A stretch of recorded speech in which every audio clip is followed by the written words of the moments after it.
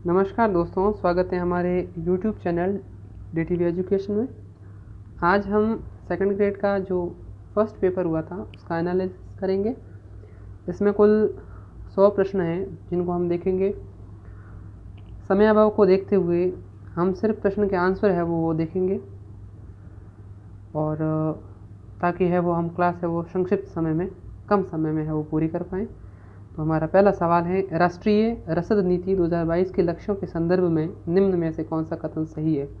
राष्ट्रीय रसद नीति 2022 के संदर्भ में कौन कौन से कथन है वो सत्य है।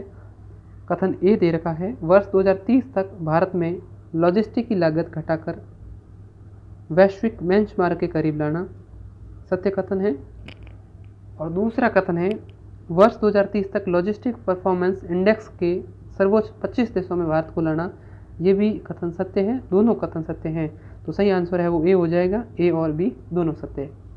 अगला सवाल है हमारा, भारत में सूक्ष्म, लघु और मध्यम उपक्रमों के कागज विहीन एवं शून्य लागत पर रजिस्ट्रेशन के लिए निम्न में से कौन सा पोर्टल शुरू किया गया है। तो MSME पढ़ते हैं, उसमें हम पढ़ते हैं कि उद्यम पोर्टल है। उद्यम पोर्टल के माध्यम से जो सूक्ष्म एवं लघु मध्यम उपक्रम है उनमें कागज विहीन एवं शून्य लागत पर रजिस्ट्रेशन के लिए है वो सुनिश्चित प्रक्रिया है वो एवं सरल बनाई गई है, तो वो पोर्टल है उद्यम पोर्टल है। तो इसका सही आंसर है वो प्रश्न दूसरे का सही आंसर है वो ऑप्शन 4 होगा, उद्यम पोर्टल।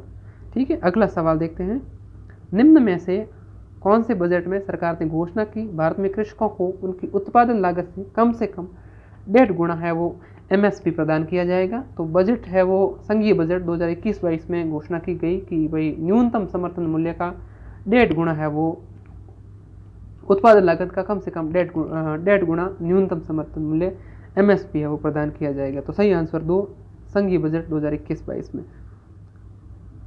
भारत में निम्न में से कौन सी संस्था भारतीय निर्यातकों और बैंकों को निर्यात साख बीमा सेवाएं प्रदान करती है। तो भारत में है वो the export credit guarantee corporation है, जिसे हम ECGC बोलते हैं। निर्यात साख गारंटी निगम है, ये है वो भारतीय निर्यातकों और बैंकों को निर्यात साख बीमा सेवाएं प्रदान करती हैं। तो हमारा सही आंसर है वो ऑप्शन 3 होगा, एक्सपोर्ट क्रेडिट गारंटी कॉरपोरेशन यानी ECGC।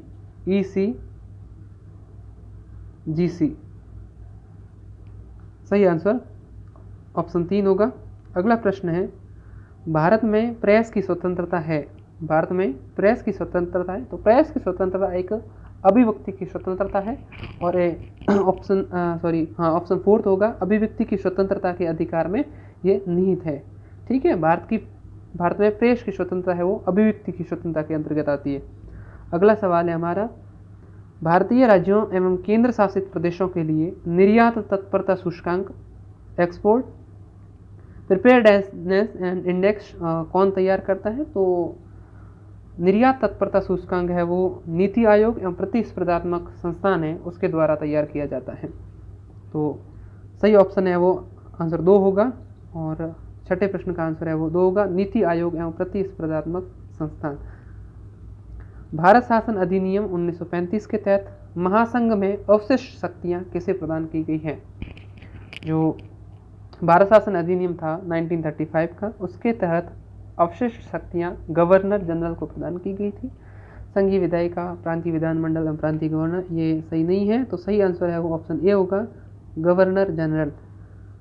भारत सरकार अधिनियम 1919 के तहत भारतीय जनसंख्या के किस वर्ग को वोट देने का अधिकार दिया गया।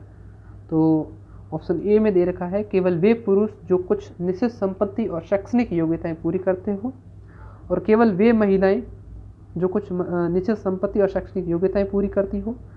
भारत के सभी नागरिकों को नहीं, और भारत में रहने वाले केवल ब्रिटिश नागरिकों को, ये भी सही नहीं है और पूर्णतः ये भी सही नहीं है। तो सही आंसर होगा, केवल वे पुरुष जो कुछ निश्चित संपत्ति और शैक्षणिक योग्यताएं पूरी करते हो उन्हें है वो वोट देने का अधिकार प्रदान किया गया भारत सरकार अधिनियम 1919 के तहत। सही आंसर ऑप्शन ए होगा।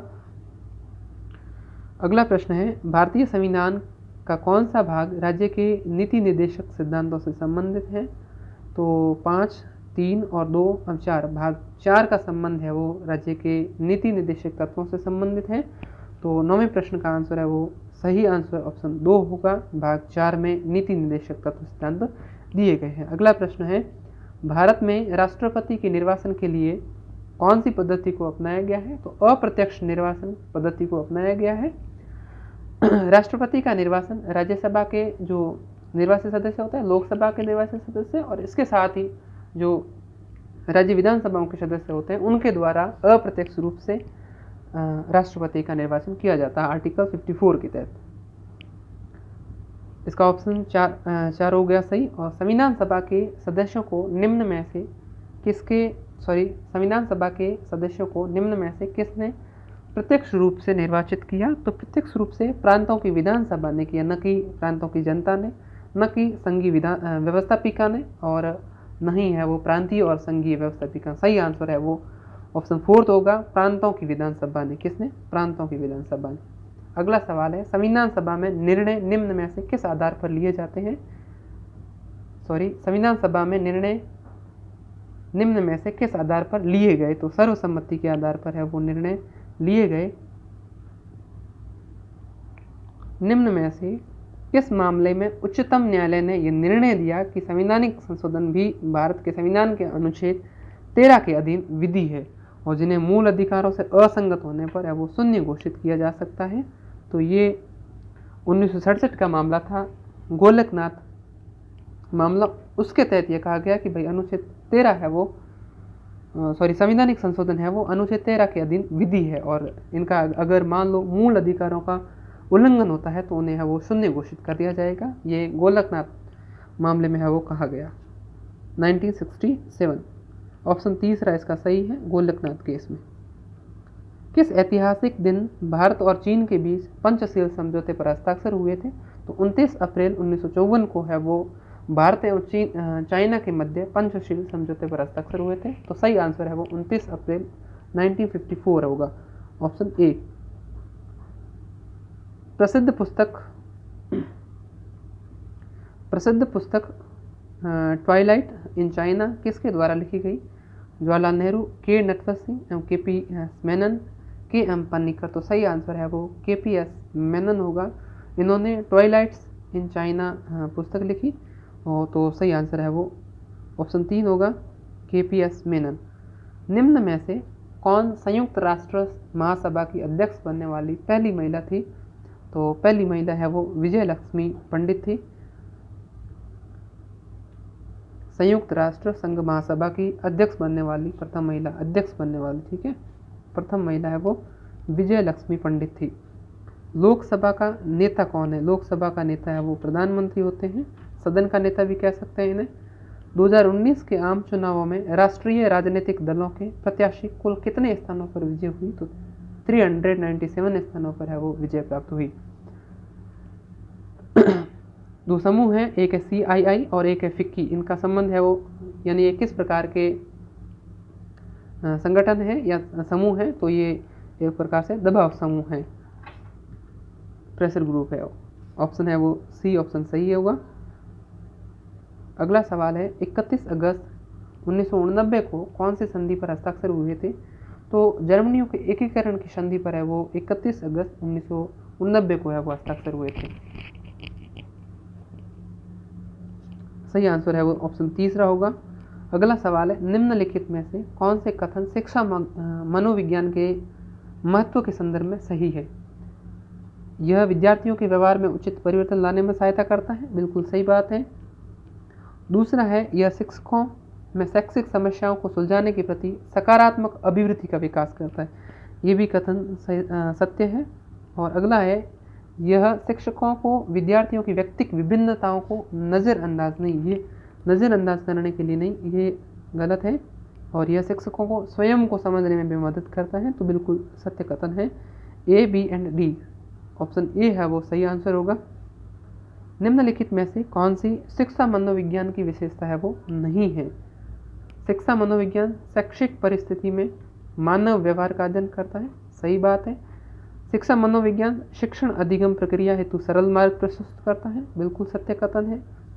मनोविज्ञान का मुख्य केंद्र दर्शन शास्त्र का अध्ययन फिलोसॉफी होता है, और शिक्षा मनोविज्ञान अपने आप में एक अलग चीज़ है। तो सही आंसर है वो ऑप्शन थर्ड होगा, यानी ये गलत कथन है, असत्य कथन है, और शिक्षा मनोविज्ञान का मुख्य केंद्र मानव व्यवहार है, ये सही है। अधिगमकर्ता के विकास के संदर्भ में निम्नलिखित में से कौन सा कथन सही है? तो विकास पूर्वानुमानित है, सही बात है। और विकास अंश से संपूर्ण की ओर बढ़ता है, नहीं ऐसा नहीं है, ये वक्रताकार है वो, इसकी वृद्धि होती है। और विकास है वो विकास रेखीय पथ ये भी सही नहीं है। और विकास के सभी आयाम समन्वित होते हैं, ये कथन सही है। कुल मिलाकर ए एवं डी कथन सही है, बाकी असत्य है। तो सही आंसर है वो केवल ए एवं डी होगा। जीन पियाजे के संज्ञानात्मक विकास सिद्धांत की कौन सी अवस्था में विद्यार्थी वस्तुओं या क्रियाओं की प्रतिवृत्तियाँ को समझने लगता है? तो मूर्त संक्रियात्मक अवस्था है, उसमें है वह वस्तुओं या क्रियाओं को प्रतिवृत्त्यात्मकता से समझने का है वो प्रयास करता है। और यह सिद्धांत है वो जीन पियाजे द्वारा दिया गया संज्ञानात्मक विकास सिद्धांत। अगला सवाल है, कोहलबर्ग के नैतिक विकास के सिद्धांत अनुसार परंपरागत नैतिकता के अंतर्गत आने वाली नैतिक अवस्थाओं के सही कूट का चयन कीजिए।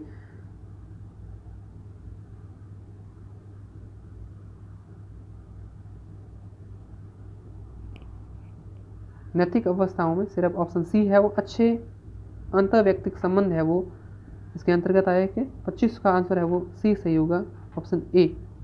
अगला प्रश्न है हमारा, निम्नलिखित में से कौन सी अधिगम की सही विशेषता है वो नहीं है? तो अधिगम की सही विशेषता है, अधिगम से नई क्रियाओं का अर्जन होता है, सही बात है। और पुरानी क्रियाओं का परिमार्जन होता है, सही बात है। थकान, परिपक्वता इत्यादि से होने वाले परिवर्तन को अधिगम कहा जाता है, ये गलत कथन है। तो सही आंसर है वो ऑप्शन बी हो गया। बंडूरा के अनुसार लोग बार बार दंड प्राप्त करने वाले मॉडल की बजाय उस मॉडल को चुनना अधिक पसंद करते हैं जो अच्छे परिणाम देने में प्रवीण हो। इस कथन में अवलोकनात्मक अधिगम कौन सी प्रक्रिया सम्मिलित है? तो अवधारणात्मक प्रक्रिया है वो सम्मिलित है, जिसे हम अनटेंशनल कहते हैं, वो प्रक्रिया है वो अवधारणात्मक है।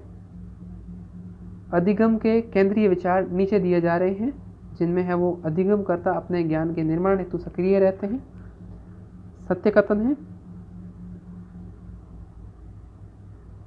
अच्छा, यहाँ पूछा है कि निर्मितवादी अधिगम, तो ज्ञान यहाँ भी निर्माण है वो निर्माण हेतु सक्रिय रहते हैं। ज्ञान निर्माण प्रक्रिया में सामाजिक अंतःक्रिया महत्वपूर्ण होती है, तो दोनों कथन है वो आवश्यक है, दोनों कथन सत्य हैं।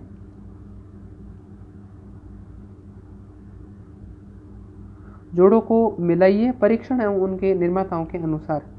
परीक्षण है पहला पास अलोंग परीक्षण। पास अलोंग परीक्षण है वो अलेक्जेंडर द्वारा दिया गया। संस्कृति मुक्त परीक्षण कैटल द्वारा दिया गया। और सम्मिलन सिद्धांत है वो जेजोंग द्वारा दिया गया। आईक्यू सिद्धांत है वो आईक्यू परीक्षण है वो किसके द्वारा? टर्मन द्वारा किया गया। तो सही आंसर है वो फोर्थ हो जाएगा। जुंग या युंग के अनुसार व्यक्तित्व की टाइपोलॉजी प्ररूप विज्ञान में समाजसेवी, राजनीतिक और व्यापार प्रबंधक निम्न में श्रेणीबद्ध किए जा सकते हैं, तो बहिर्मुखी है वो सही आंसर है इसका।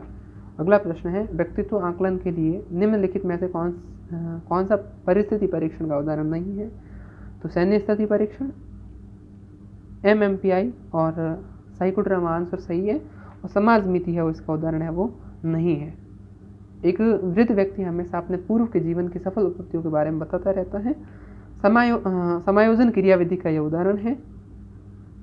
और निम्नलिखित में से कौन सी अहम रक्षा युक्ति से संबंधित है? तो ये रिग्रेशन से संबंधित है, यानी प्रतिगमन से संबंधित है। तो सही आंसर है ऑप्शन फोर्थ होगा। एक विद्यार्थी एक कोर्स के परीक्षण में अच्छे ग्रेड प्राप्त करने के लिए कठिन परिश्रम पूर्वक अध्ययन करता है, ये उदाहरण है बाह्य अभिप्रेरणा का, एक्सटर्नल मोटिवेशन का।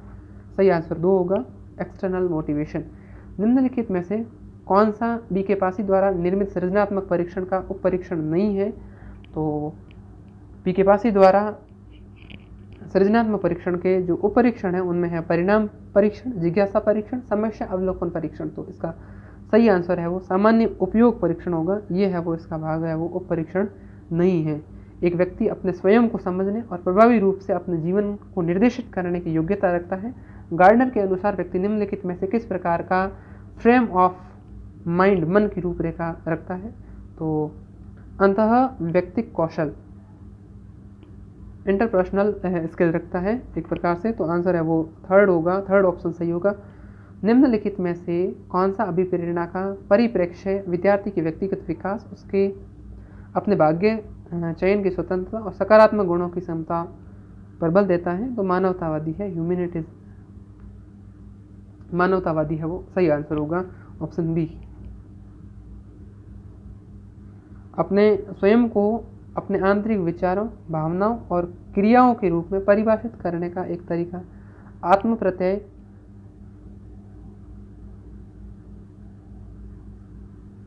आत्म प्रत्यय का दृष्टिकोण है, सेल्फ कॉन्सेप्ट इज। तो इंडिपेंडेंस कह सकते हैं, स्वतंत्र कह सकते हैं। 37 का सही आंसर है वो एक होगा। यदि व्यक्तिक भिन्नताओं का प्रसामान्य वितरण वक्र बनाया जाए तो कितने प्रतिशत लोग, ठीक है ये छोड़ देते हैं। प्रतिभाशाली बालकों को स्कूल में सफलता के लिए प्रोत्साहित करने के सर्वोत्तम तरीके के बारे में अनुसंधान सुझाते हैं कि पुरस्कार के लिए प्रतियोगिता प्रवृत्ति को प्रोत्साहित करना,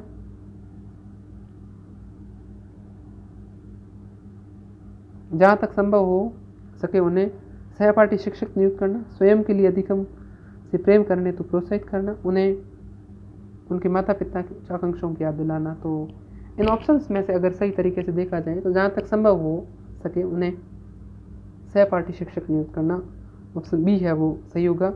एक व्यक्ति की एक उत्पाद के प्रति अभिवृत्ति लक्षित के वस्तुनिष्ठ गुणों के बारे में उसके विश्वासों पर आधारित है। अभिवृत्ति का यह घटक है वो संज्ञानात्मक घटक है, ऑप्शन फोर्थ है वो सही होगा। अगला प्रश्न है, निम्नलिखित में से राजस्थान में किस प्रकार के वन सर्वाधिक वर्षा वाले क्षेत्रों में पाए जाते हैं? तो सही आंसर है वो शुष्क सागवान वन होगा, जो राजस्थान में सर्वाधिक वर्षा वाले क्षेत्रों में पाए जाते हैं। मैं सिर्फ आंसर की ओर फोकस कर रहा हूँ क्योंकि कम समय में है वो आपको आंसर किया वो प्रोवाइड करवा सकें। बाकी वाले ऑप्शन ज़्यादा पढ़ेंगे तो थोड़ा ज़्यादा टाइम लगेगा। तो निम्नलिखित में से राजस्थान में किस प्रकार के वन है वो सर्वाधिक वर्षा वाले क्षेत्रों में पाए जाते हैं? तो सर्वाधिक वर्षा वाले क्षेत्रों में शुष्क सागवान वन पाए जाते हैं। आंसर है वो ए होगा, शुष्क सागवान वन। खैर वन, मिश्रित पतझड़ वन, उष्णकटिबंधीय कांटेदार वन। आर्थिक सर्वेक्षण 2022-23 के अनुसार वर्ष 2021-22 में देश में मूंगफली उत्पादन में राजस्थान का कौन सा स्थान है? राजस्थान का दूसरा स्थान है। फर्स्ट स्थान है वो गुजरात का है, ठीक है, सॉरी, फर्स्ट स्थान है वो गुजरात का।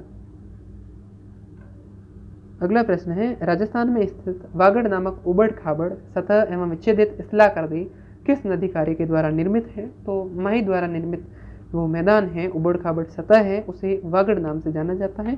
तो सही आंसर 2 होगा, माही नदी। निम्नलिखित में से राजस्थान के जिलों का कौन सा समूह दक्षिण पश्चिमी मानसून से औसत वर्षा का मात्रा का अनुसार आरोहीकरण में सही ढंग से व्यवस्थित है? तो सर्वाधिक है वो वर्षा है वो, हम देखें इन जिलों ऑप्शंस में से देखें तो लगभग बांसवाड़ा में सबसे ज़्यादा होती है। तो बांसवाड़ा आगे आ रहा है, इसका मतलब ये तो हो नहीं सकता। और फिर है वो थोड़ा आप पश्चिमी जिले से पूर्वी जिलों की ओर जाएंगे तो सबसे पहले ऑप्शन में हनुमानगढ़ दे रखा है, तो हनुमानगढ़, फिर जयपुर, फिर बूंदी, फिर बांसवाड़ा। तो सही आंसर है वो फोर्थ होगा, हनुमानगढ़, जयपुर, बूंदी, बांसवाड़ा।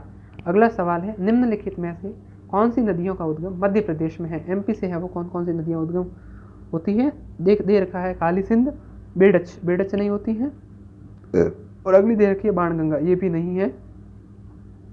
काली सिंध होती है और पार्वती होती है। ए एवं सी सही आंसर है, तो ऑप्शन 3 हो जाएगा सही आंसर। काली सिंध एवं पार्वती का उद्गम है वो मध्य प्रदेश से होता है। फिर मध्य प्रदेश से राजस्थान में एंटर करने के बाद ये राजस्थान की चंबल नदी के अंदर है वो आके गिरती है। अगला सवाल है हमारा, गलत युग्म को चुनिए या चयन कीजिए। अर्थूणा मंदिर छिंस बांसवाड़ा में स्थित है, तो पहला ही गलत कथन हो गया। त्रिपुर सुंदरी माता मंदिर है वो बांसवाड़ा में है। सलीम सिंह जी की हवेली जैसलमेर में, जसवंतरा जोधपुर में है। अगला सवाल है, उन जिलों के समूह का चयन कीजिए जहां 2011 की जनगणना के अनुसार कुल जनसंख्या में एसटी की जनसंख्या का प्रतिशत है वो 60% से अधिक है। यहाँ पे आपको एक ही जिला याद रखना, बांसवाड़ा डूंगरपुर। आपके जब आप पेपर करोगे या फिर जब भी कभी आप सवाल को करने का प्रयास कर रहे हैं तो बांसवाड़ा और डूंगरपुर आपके दिमाग में आएगा। उसके अलावा उदयपुर को नहीं करके आपको बांसवाड़ा करना है। बांसवाड़ा में प्रतिशत के हिसाब से अनुसूचित जनजाति है वो 60% से अधिक पाई जाती है। तो सही आंसर है वो बांसवाड़ा, डूंगरपुर एवं प्रतापगढ़ होगा। अगला प्रश्न है, खेरी एवं तथा लुही दो नस्ल हैं, ये किसकी नस्ल है? खेरी है वो भेड़ की है और लुही है वो बकरी की नस्ल है जो मांस के लिए प्रसिद्ध है। सही आंसर 2 होगा। अगला प्रश्न है, जनगणना 2011 के अनुसार 2001 से 11 के तक सर्वाधिक शहरी दशकीय परिवर्तन दर प्रतिशत राजस्थान के निम्नलिखित में से किस जिले में पाई गई? तो सर्वाधिक शहरी अगर प्रतिशत की बात करें जनसंख्या के दृष्टिकोण से तो वो कोटा में है, लेकिन वृद्धि दर के हिसाब से देखें तो सही आंसर है वो अलवर होगा। ऑप्शन 4 सही है। अलवर में सर्वाधिक शहरी दशकीय परिवर्तन है वो 2001 से 11 के मध्य देखने को मिलता है। अगला प्रश्न है, कौन सा सम्मिलित नहीं है? टायर ट्यूब का कारखाना राजसमंद कांगरोली में है, polymer Shahpura, hitech glass Dholpur है और सफ़ेद सीमेंट निम्बाड़ा चित्तौड़गढ़। तो सही आंसर है वो टायर ट्यूब राजसमंद होगा, लेकिन अलवर है वो नहीं होगा। तो सम्मिलित नहीं है तो टायर ट्यूब है वो अलवर सम्मिलित नहीं है। Polymer Shahpura, hitech glass Dholpur और प्रिसिजन ग्लास भी बोलते हैं। सफ़ेद सीमेंट का कारखाना निम्बाड़ा चित्तौड़गढ़ में। सुल्तान अलाउद्दीन खिलजी का सेनापति जो रणथंभौर के किले की घेराबंदी के समय मारा गया तो वो नुसरत खां था और फिर है वो उलूग खां तो अंतिम रूप से जीते। 2 सेनापति थे अलाउद्दीन खिलजी के पास में, नुसरत खां, उलूग खां, और इनमें से नुसरत खां की है वो पहले घेराबंदी के समय मृत्यु हो जाती है। तो सही आंसर है वो नुसरत खां होगा, ऑप्शन ए। अगला प्रश्न है, किस इतिहासकार ने हल्दी घाटी के युद्ध को गोगुंदा के युद्ध का नाम दिया है, नाम से पुकारा है? तो बंदायूनी ने गोगुंदा के युद्ध के नाम से पुकारा है और कर्नल जेम्स टॉड ने इसे वो मेवाड़ का थर्मोपल लिखा है। तो किस इतिहासकार ने हल्दी घाटी के युद्ध को गोगुंदा के युद्ध के नाम से पुकारा है? तो सही आंसर होगा अब्दुल कादिर बंदायूनी। अगला प्रश्न है, 1857 के स्वतंत्रता संघर्ष के समय मेवाड़ का पॉलिटिकल एजेंट कौन था? तो मेवाड़ का पॉलिटिकल एजेंट मेजर सवश था। ऑप्शन 3 आंसर सही होगा। निम्नलिखित में से किस पुरास्थल के निवासी वस्त्र बुनाई की तकनीक से परिचित थे? इसके आंसर है वो बेराट, बालातल दोनों सत्य है। अब ये सवाल बोर्ड पर डिपेंड करता है, वो डिलीट करें या फिर कोई एक आंसर मान ले। बालाथल एवं बेराट दोनों आंसर है वो सही है। किस अभिलेख में प्रतिहारों को सौमित्र यानी लक्ष्मण से उद्भूत यानी उनका अवतार ओरिजिन उत्पत्ति मानी है? तो ग्वालियर अभिलेख है प्रतिहार शासकों का, उसमें है वो प्रतिहारों को लक्ष्मण का अवतार माना गया है, ग्वालियर अभिलेख, ऑप्शन 3। ललित विग्रहराज नाटक का लेखक सोमदेव किस सुवान शासक का राजकवि था? तो विग्रहराज चतुर्थ के दरबार में रहते थे सोमदेव, उन्होंने नाटक लिखा था ललित विग्रहराज। ठीक है, ऑप्शन 2 आंसर सही होगा। अगला प्रश्न है, मत्स्य संघ का वृहत राजस्थान में विलय कब हुआ? तो 15 मई 1949 को मत्स्य संघ का वृहत राजस्थान में विलय हुआ। सही आंसर ऑप्शन 3 होगा। अगला प्रश्न है, निम्नलिखित में से कौन सा दुर्ग कोषवर्धन दुर्ग के नाम से जाना जाता है? कोषवर्धन दुर्ग के नाम से शेरगढ़ का किला जाना जाता है। शेरगढ़ आंसर 4th में दे रखा है, तो सही आंसर ऑप्शन 4 होगा। अगला प्रश्न है, लोक देवता हरबूजी का मंदिर बैंकटी गांव में स्थित है? तो सही आंसर है वो बैंकटी, ऑप्शन 2 होगा, लोक देवता हरबूजी। अगला प्रश्न है, 1942 में किस सत्याग्रही की जोधपुर जेल में भूख हड़ताल के दौरान मृत्यु हो गई? तो सही आंसर होगा बाल मुकुंद बिस्सा की जोधपुर जो जेल थी उसके अंदर भूख हड़ताल के कारण मृत्यु हो गई थी। सही आंसर है ऑप्शन 3 बाल मुकुंद बिस्सा। चांदकरण शारदा और हरविलास शारदा का संबंध है वो किस संस्था से है? राजस्थान की किस संस्था से? तो इनका संबंध है वो राजस्थान में आर्य संस्था से संबंधित है, आर्य समाज से संबंध रखते हैं। आपने सुना होगा हरविलास शारदा का नाम और चांदकरण शारदा का नाम। सही आंसर है वो ऑप्शन 4 होगा, आर्य समाज। अगला सवाल है, 1911 एवं 1912 ईस्वी में गुरु गोविंद की गतिविधियों का मुख्य केंद्र बेड़सा ग्राम था। राजस्थान हम जीके की जो 9th-10th की बुक है आरबीएसई बोर्ड की, उसमें हम पढ़ते हैं तो इसमें स्पष्ट तौर पे दे रखा है कि 1911 एवं 12 ईस्वी में गुरु गोविंद जी की जो गतिविधियों का मुख्य केंद्र था वो बेड़सा ग्राम था। अगला प्रश्न है, अक्षय तृतीया अखा तीज का त्यौहार कब मनाया जाता है? तो वैशाख महीने की शुक्ल पक्ष की तृतीया को मनाया जाता है। इसमें कृष्ण पक्ष की तृतीया नहीं है, आषाढ़ में नहीं है, ज्येष्ठ में नहीं है। सही आंसर ऑप्शन 3 होगा, वैशाख महीने की शुक्ल पक्ष की तृतीया को अखा तीज मनाई जाती है। लोक गायकी की 4 बैच शैली जो कि टोंक की प्रचलित रही है। ठीक है, सही आंसर 3rd होगा, टोंक। निम्न में से कौन सी रचना कानड़ देव और अलाउद्दीन खिलजी के आपसी संबंधों की जानकारी देती है? तो कानड़ देव और अलाउद्दीन खिलजी के आपसी संबंधों की जानकारी पद्मावत एकलिंग वीरम देव सोनगरारी बात है वो कानड़ देव और अलाउद्दीन खिलजी के मध्य जो आपसी संबंध थे उन संबंधों की जानकारी देती है। ऑप्शन सही आंसर है वो 4th ऑप्शन होगा, वीरम देव सोनगरारी बात। बिसल देव रासो की रचना किसने की थी? तो नरपति नाले द्वारा बिसल देव रासो की रचना की थी। और दादू पंथ की मुख्य नरेना में स्थित है, 3rd ऑप्शन होगा। और कपड़े पर चित्रित पिछवाई नाथ द्वारा चित्रकला शैली का संजीव उदाहरण, तो ये सही आंसर है कपड़ा होगा, ऑप्शन ए। मोरबांधिया, पैरावणा और तारणा नामक 3 प्रकार के विवाह किस जनजाति में प्रचलित है? गरासिया जनजाति के विवाह है और के 3 प्रकार हैं, मोरबांधिया, पैरावणा और तारणा प्रकार के 3 प्रकार के विवाह है, गरासिया जनजाति से संबंधित हैं। अगला प्रश्न है, मंडन द्वारा निम्नलिखित में से किन पुस्तकों की रचना की गई? तो राजवल्लभ, रूप अवतार, देवमूर्ति प्रकरण एवं वास्तुसार, इन 4 पुस्तकों की रचना है वो मंडन द्वारा की गई। ऑप्शन है वो 3rd सही होगा, राजवल्लभ, रूप अवतार, देवमूर्ति प्रकरण एवं वास्तुसार, इनकी रचना किसके द्वारा? मंडन के द्वारा की गई। ठीक है। अगला प्रश्न है हमारा, भारतीय राज्य के राज्यपाल के बारे में निम्नलिखित में से कौन सा कथन सही नहीं है? सवाल पढ़ते समय एक चीज़ का ध्यान रखें कि सत्य, असत्य, नहीं या फिर सही है, इस टाइप से सवाल पूछे जाते हैं, तो थोड़ा सा सवाल को पढ़ते समय थोड़ा ध्यान रखें। वह 5 साल की अवधि के लिए पद पर रहता है, सही है। यदि संबंधित राज्य की विधानमंडल उसे हटाने के लिए प्रस्ताव पारित करती है तो उससे पहले भी हटाया जा सकता नहीं, ये सत्य नहीं है। और जो राज्य का राज्यपाल होता है वो राष्ट्रपति के प्रसाद पर्यंत अपने पद का कार्य करता है, तो ये सही नहीं होगा, ऑप्शन बी है वो गलत है। ठीक है, ठीक। किस संविधान संशोधन के तहत एक ही व्यक्ति को 2 या 2 से अधिक राज्यों का राज्यपाल बनाया जा सकता है? तो 7वें संविधान संशोधन द्वारा ये कहा गया कि एक ही व्यक्ति को 2 या 2 से अधिक राज्यों का राज्यपाल बनाया जा सकता है। ऑप्शन है वो 4th सही होगा, 72 का। अगला सवाल है, निम्नलिखित में से किसने सबसे कम कार्यकाल के लिए राजस्थान राज्य मानवाधिकार आयोग की अध्यक्ष का पदभार संभाला? जस्टिस सुश्रीकांता भटनागर ने सबसे कम कार्यकाल के लिए राजस्थान राज्य मानवाधिकार आयोग का है वो पदभार ग्रहण किया, तो Sushri justice Kanta Bhatnagar, option 4th सही होगा। निम्न में से कौन सबसे कम अवधि तक राजस्थान के मुख्यमंत्री थे? हीरालाल देवकरा, आप सबको पता है, आंसर है वो ए सही होगा। राजस्थान के मुख्यमंत्री के अपने प्रथम कार्यकाल के दौरान यानी 1998 में श्री अशोक गहलोत ने मुख्यमंत्री का पद निम्न में से किस तारीख को संभाला था? तो 1 दिसंबर 1998 को है वो उन्होंने पदभार ग्रहण किया था अपने प्रथम कार्यकाल के दौरान, ऑप्शन है वो 3rd ऑप्शन सही होगा, 1 दिसंबर 1998।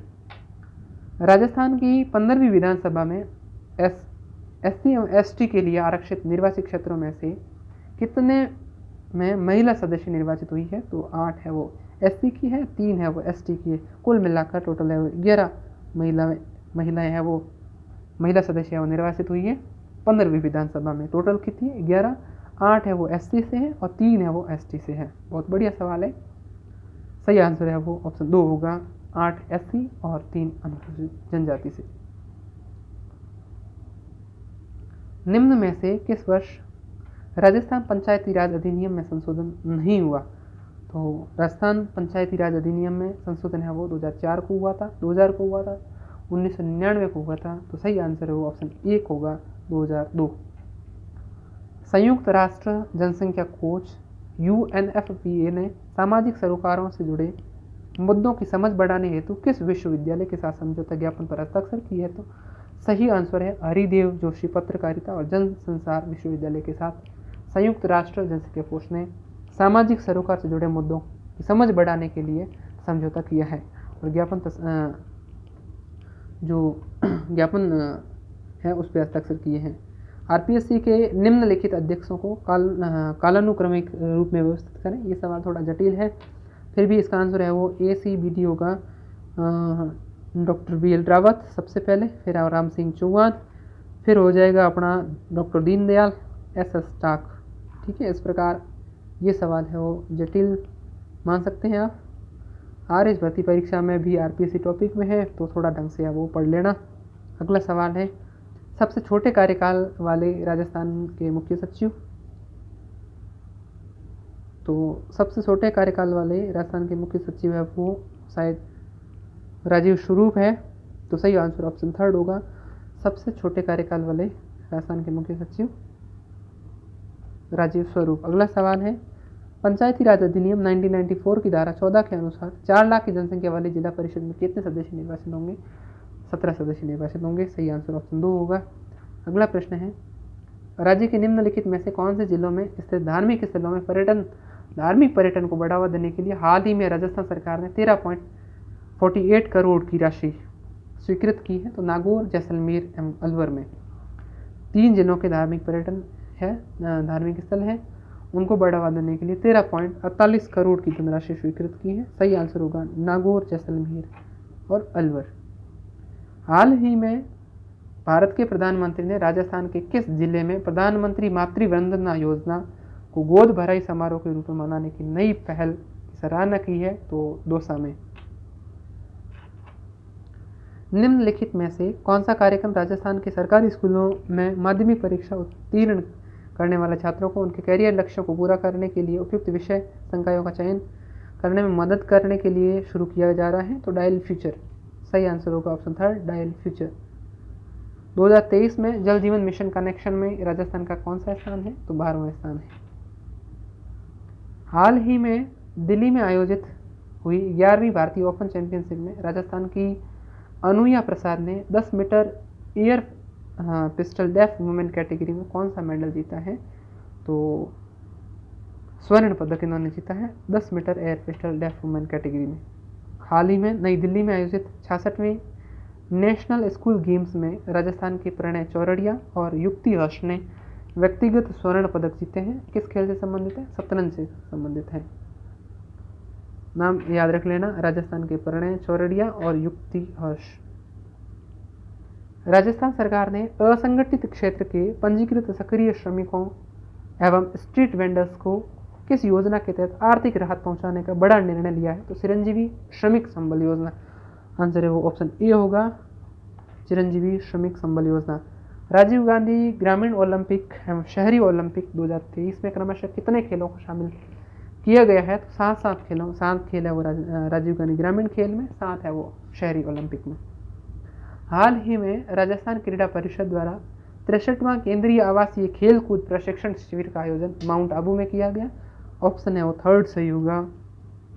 अगला प्रश्न है, निम्नलिखित में से किस देश का 2023 में जनसंख्या घनत्व न्यूनतम था? तो सही आंसर है वो ऑस्ट्रेलिया होगा, जिसका 2023 में न्यूनतम जनसंख्या घनत्व था।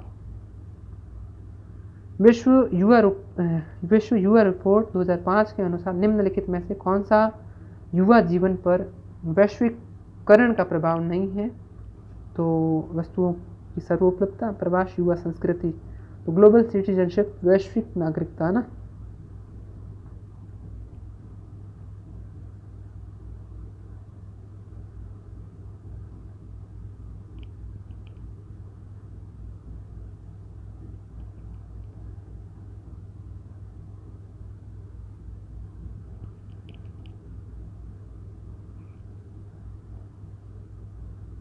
सही आंसर शायद वैश्विक नागरिकता होना चाहिए, बाकी आप देख लेना, इसमें है वो मुझे सही है और सटीक आंसर पता नहीं है, कंफर्म करके वो आपको टेलीग्राम चैनल पे डाल दिया जाएगा। और अगला सवाल है, नीचे दिए गए कोड की सहायता से सही युग्म का चयन कीजिए।